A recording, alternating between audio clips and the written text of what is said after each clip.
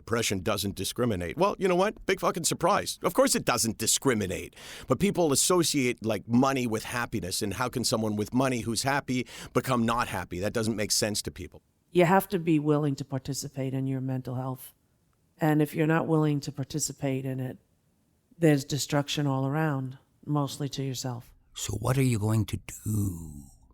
And so the what are you going to do came with a lot of expectation. And that was my point of change. I didn't want to die anymore after that. I feel motivated to talk about it.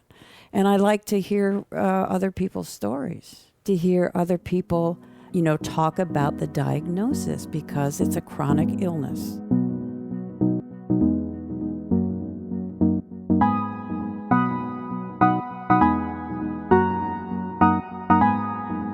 Hi, I'm Mark Henick. This is So-Called Normal. When I was 15, I was standing on the edge of a bridge about to kill myself, wondering, why am I so alone in this world? Why can't anybody get what I'm going through? I felt like I had no other options but to jump.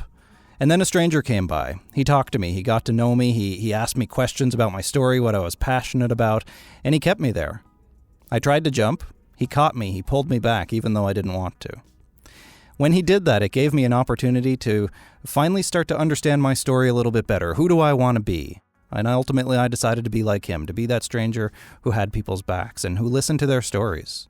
So that's what I want to do with this show, this so-called normal. Well, my so-called normal has been more than half of my life living with depression and anxiety. And it turns out the more I talk about that, the more people tell me their stories too.